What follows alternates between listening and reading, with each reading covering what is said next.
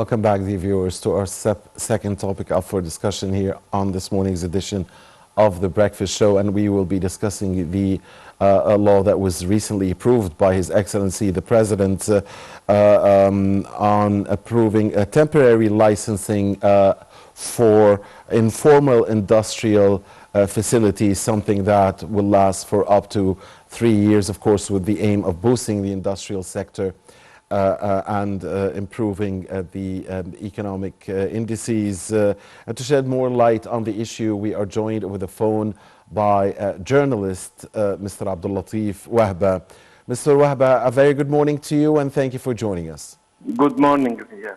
Sir, how do you see this law, and what is it that is going to change on the ground for the sake of economic development, for jobs, for boosting the industrial sector here in Egypt?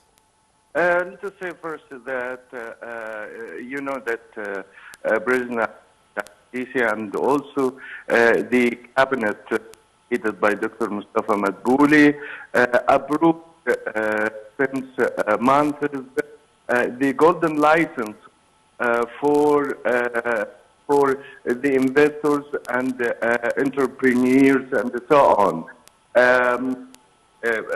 Now we are trying to take the same step for the small business and for to encourage youths to establish their business, their small practice and so on. So they approved granting the temporary license to their for 3 years. This, of course, will encourage the youth projects. I mean, especially in the sports, and also to decrease the level of unemployment in coming years. You know, the rate of unemployment just now is about 7.1 or 7.4%. So it will play an important role in decreasing the unemployment rate, and at the same time to encourage youth to establish their private business. And at the same time, as you know, that we have another project, including empowering women in Upper Egypt, in all the Egyptian provinces and so on. So they demolished all the bureaucratic steps. Yes. Now, Mr. Wahba, we understand that the law also aims at getting the informal manufacturing sector into the formal one. So how do you see this step, and how would that improve? What about the incentives that will be given to the informal sector once they apply for these licenses, and how would this help the overall economic environment in the country? During the last years, you know that Egypt is trying to encourage and encourage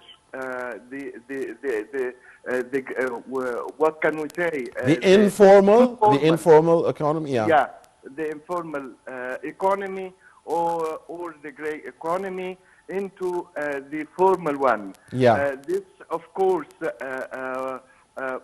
through many incentives for these sectors, as insurance, as giving them opportunities to lend from the banks, and to fund their To borrow from the banks, yes. Yeah. to borrow from the banks and so on. And at the same time, as you know, that this, of course, will help them to connect the formal economy. Why? Because it will play an important role for the Egyptian economy in coming years. As you know that we, as Egypt, I mean, and the Yes. cabinet discussed this problem since years, as it is a phenomena that can treat also the formal one. Yeah. So we are trying to make a mix and to attract them to the formal economy. Right. Now, Mr. Wahba, which sectors, which industrial sectors you think can benefit the most from this new law? I think all the mega projects will get benefits, and also all the industrial sectors will get a benefit from this law. Why? Because if we legalize these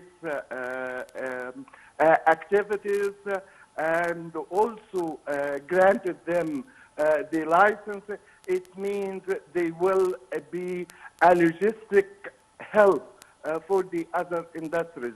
As you know that if you establish, for example, a mega project in any province, it needs a logistic help from the others. Right. They will help all the industrial sectors in Egypt. Yes. And Mr. Wahba, also, can, this law, which is supposed to help the informal economy get into the formal one, can it, or should it boost the infrastructure, the economic infrastructure in the country, and attract more investments and perhaps, increase exports? I mean, is that among the strategy or the vision behind this law? Yeah, of course you are right.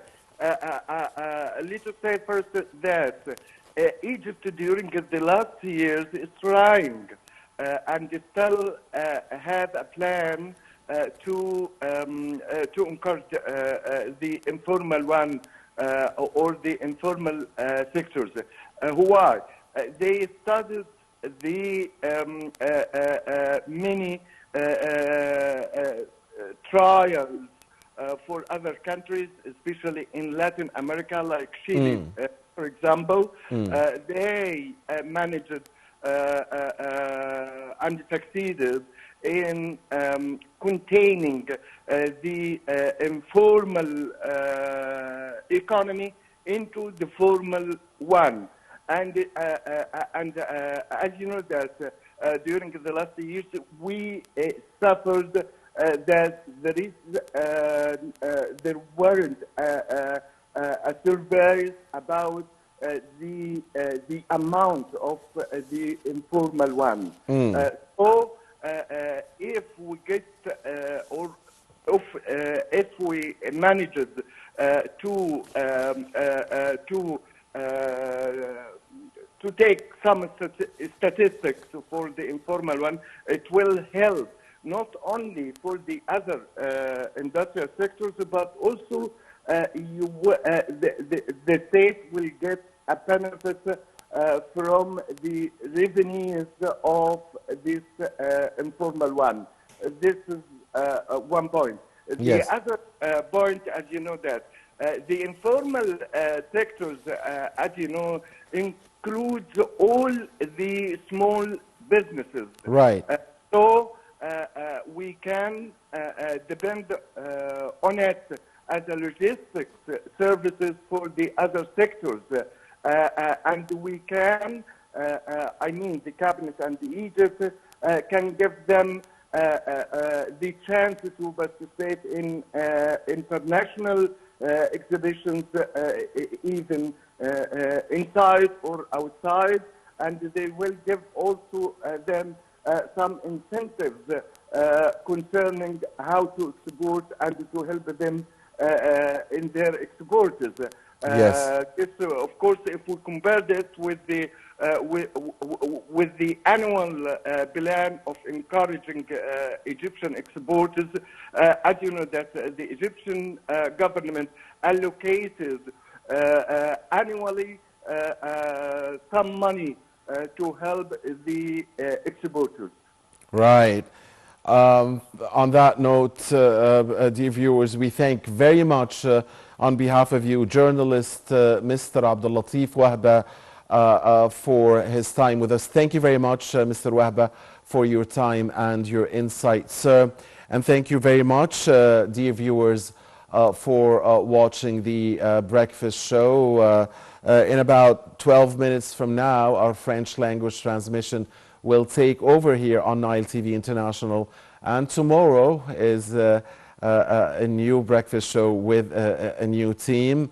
For now, on behalf of Director Walid Al-Ashri and everybody here in the program, this is Muhammad Abdurrahim wishing you a very good day. Goodbye.